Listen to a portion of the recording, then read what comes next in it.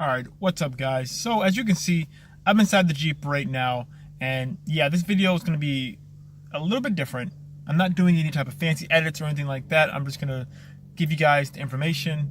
I don't know, I think I'm going to try doing this for a little bit, doing like some videos where it's just like me talking to you guys and just kind of a straightforward video. But yeah, without further ado, this video, I want to make this into like a little series that I'm doing. On the website, geekswithcars.com, I wrote a quick article talking about what would be potentially a replacement for the Jeep Wrangler Unlimited. I'm not necessarily saying that I will do it, now, but I'm thinking maybe within like the year, if I were to replace this vehicle, get something different, what would be, the different options and, what would I essentially get. But yeah, so jumping right into things, the first option that I've been thinking about is a Ford Raptor. But to be more specific, I'm talking about that first gen. So I think like 2009 through 2011, I would say. Yeah, in that first gen, those prices have come down a lot. I know in like the 2009, I believe like the first year that they did come out. Don't quote me, 'cause I don't have like my phone to like look up the information right now. But I think like that first year they came out, they were optioned off with like two different engine variants. So yeah, I know that's like cheaper, but if I were to get one, it wouldn't be that option. It would have to be the one that is a little bit, I believe it's the 5.2 liter V8. I believe that gen, you can still get them for like in the 20s, like high 20s. So that's actually a pretty good deal. Like that first gen Ford Raptor, if I were to replace the Jeep, it would have to be something that's, has to be fun, kind of out there, or something that's completely different. And I've always liked the Ford Raptors, and yeah, I think now is a good time for people to get into those vehicles. When you couldn't get into them now, when you couldn't get into them before, as now the new generation has come out.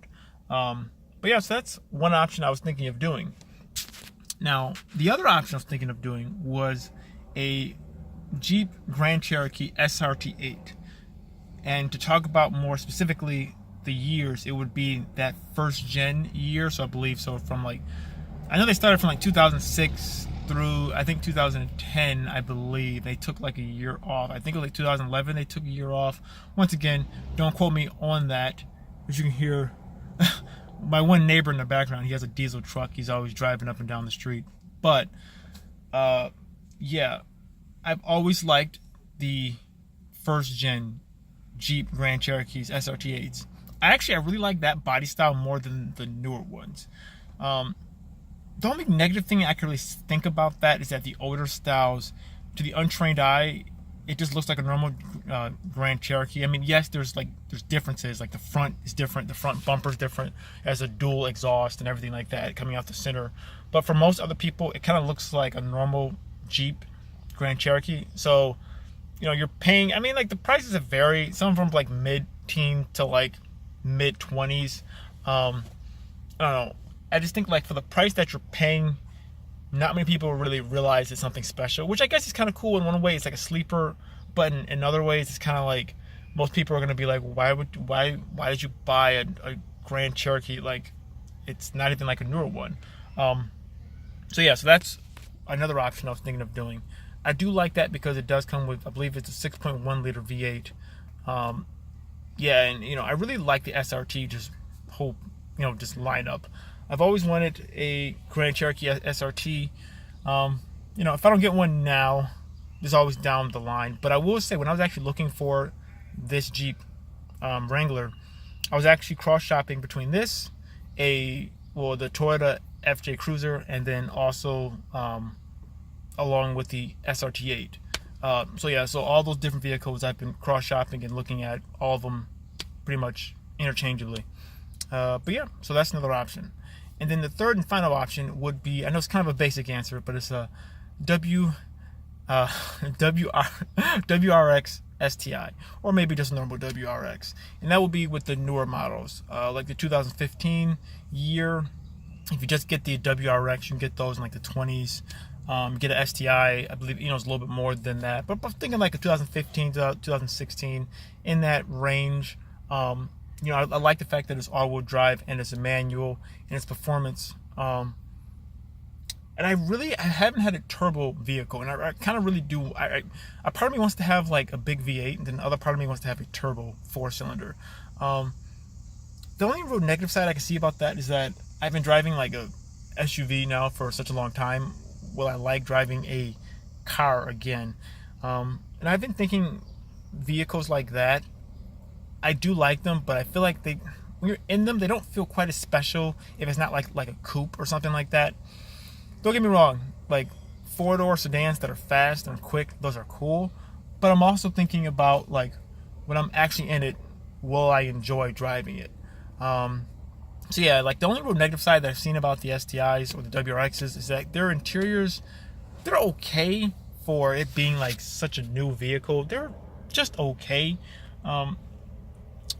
But you know, that's really like the only negative side that I could find about the WRXs or the STIs. But yeah, though, I mean, that's, you know, that would open up a whole new avenue, a whole new different approach for, you know, like everything. If I were to get a WRX, you know, I can really get into the tuning scene, get back into like the car scene once again. But yeah, and that's another reason why I think SRT8 is kind of a mixture of both, because you have the practicality of the SUV, but you also have the quickness and like the speed, and you know, it's a Mopar, and it's a Jeep still, you know. So having a SRT8 would be cool as well. But then again, having a Ford Raptor would be cool as well, because I mean, look at those things. Those things are amazing. But yeah, so those are like the 3 options that I've gone with, at least so far, that I've been thinking about.